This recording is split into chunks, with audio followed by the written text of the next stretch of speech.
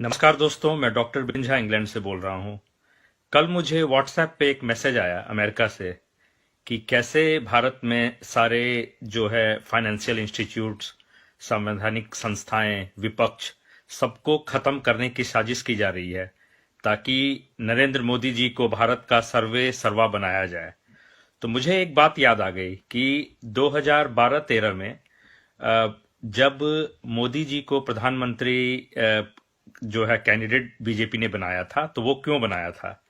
तो एक बड़े ही बीजेपी के जानकार ने बताया कि नरेंद्र मोदी जी ने उस समय बीजेपी को धमकी दी थी कि मेरे पास 30 लाख कार्यकर्ताओं का समर्थन है और जितने भी बड़े बड़े व्यवसायी हैं वो मेरे ऊपर ही पैसा लगाएंगे और बीजेपी को वो चंदा नहीं देंगे अगर मैं प्रधानमंत्री कैंडिडेट नहीं बना। तो उन्होंने बीजेपी को तोड़ने की जो है धमकी दी थी। तो उसकी वजह से लाल कृष्ण आडवाणी, अरुण जेटली जी और कई बड़े नेता जो थे उनको मानना पड़ा कि इनको जो है प्रधानमंत्री उम्मीदवार बनाया जाए, क्योंकि अगर वो नहीं बनाते तो बीजेपी टूट जाती। और वैसे ही बीजेपी जो है सालों से छटपटा रही थी कि कैसे सत्ता में आया जाए।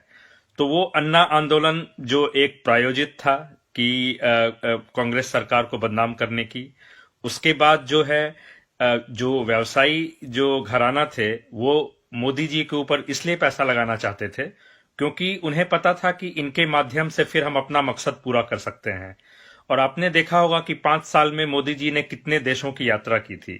तो उसका कारण ये था कि जो भी व्यवसायियों ने जो 2000-3000 करोड़ इनके इलेक्शन कैंपेन में लगाया, तो उससे कहीं ज्यादा उन्होंने वसूल लिया।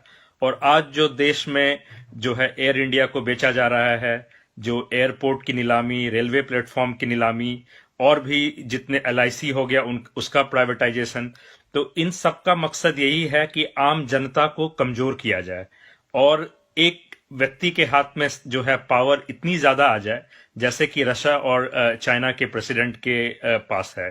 तो इसीलिए हर राज्यों में सरकारों को गिराने की कोशिश की जा रही है ताकि हर जगह बीजेपी जो है सरकार बनाए और राज्यसभा में अपनी बहुमत ले ले।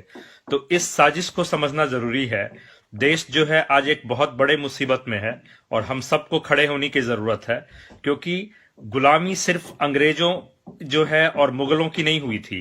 गुलामी कभी भी होती है जब आपकी आजादी छीन ली जाती है, और आज वही प्रयास चल रहा है, आपकी आजादी को छीनी जा रही है। तो आप जो है खड़े होइए। जो मजदूर थे, जो 4 करोड़ लोग पैदल चल पड़े थे, उनको इतना भी मतलब हिम्मत नहीं हुआ कि वो जाके अपने राज्य या जिला प्रशासन के पास जाके बोलते कि हमें घर पहुंचाओ। तो वो चुपचाप से जो है वो सह लिए। और ये जान लीजिए कि जो गुलाम होता है वो हमेशा जो सफर करता है वो कमजोर तबका करता है। जो संपन्न लोग होता है, वो चाहे अंग्रेज थे चाहे मुगल, वो ना कभी गुलाम हुए थे ना आगे कभी गुलाम होंगे। तो और मैं आपको इसलिए ये बात बोल रहा हूं क्योंकि ये मुझे व्यक्तिगत रूप से प्रभावित नहीं करेगा, लेकिन देश के आम जनता को प्रभावित करेगा। तो इसलिए मैं आपसे बड़ी ही विनम्रता के साथ कहता हूं कि उठिए, खड़े होइए।